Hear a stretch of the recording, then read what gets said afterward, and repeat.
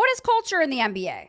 It's not a hashtag, not a media day soundbite. It's identity, soul, something you feel when a team walks in the building before they even lace up.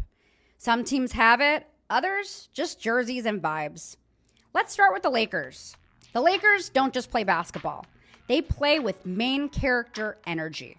Their avatar is the generational superstar. Not just great, magnetic. Born for prime time. Built for legacy. Think Magic Johnson, who turned transition offense into a show. Kobe Bryant, the relentless assassin who matched LA's intensity. Shaq's dominance with a grin and a mic. LeBron James, the face of an era, walking into the only franchise big enough to match his gravity. Tone, flashy, confident, legacy first. The voice, big, bold, often arrogant, but earned. Even when they lose, it still feels like the Lakers. That's culture. That's consistency. Now contrast that with the Celtics. Completely different energy, but just as undeniable. Their avatar is the gritty, loyal, all-business winner. Bill Russell, who set the standard before culture was even a conversation. Larry Bird, the trash-talking, hard-working icon with ice in his veins. Paul Pierce, who stayed through the dark years and got his ring the hard way. And even Jason Tatum, polished, focused, not doing the most, just doing his job. What's the tone? Gritty, traditional, no frills. Voice, humble, serious, obsessed with winning. You don't go to Boston to trend. You go there to earn it. And they've made that clear for decades. Then you've got teams that don't really know who they are. Let's talk about the Phoenix Suns. They've had great players, Nash, Amari, Book, CP3, KD, Beal, but a franchise is more than a roster, and the Suns, they've never had a true identity that stuck. Every few years, it's a new look, a new coach, a new roster, a new slogan, a new era. Remember 7 seconds or less?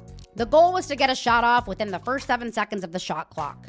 No overthinking, no grinding half-court sets, just pace, space, and buckets. It revolutionized modern basketball and emphasized three-point shooting, floor spacing, and tempo way before it was trendy.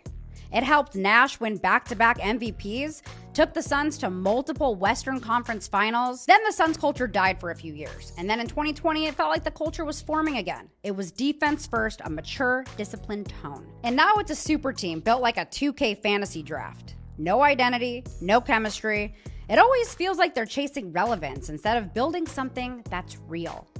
Same story with the Brooklyn Nets. They bet the house on KD, Kyrie, and Harden. And when it all exploded, they were left with no culture, no story, and no foundation. Then there's the Hornets, who honestly feel like an AAU team with better gear. No tone, no voice, no face. Even with LaMelo, it's vibes over vision. But let's get back to Phoenix real quick and what they could be. If I were building their culture from scratch, here's how it starts. What's their avatar? An underdog, tough, explosive, a little rough around the edges, somebody overlooked, loyal, resilient. Basically, prime Devin Booker before the Suns sold their soul for stardom. What's the tone? Desert tough.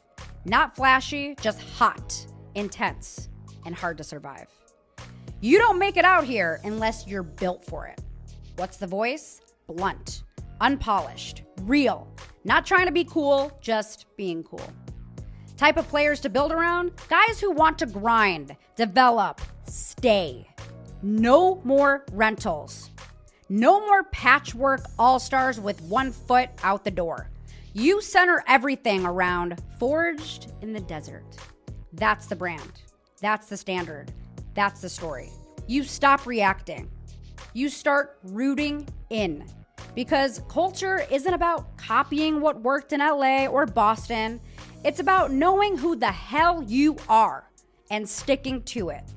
If your team needs a PR firm to convince people you're building something special, you're not building culture.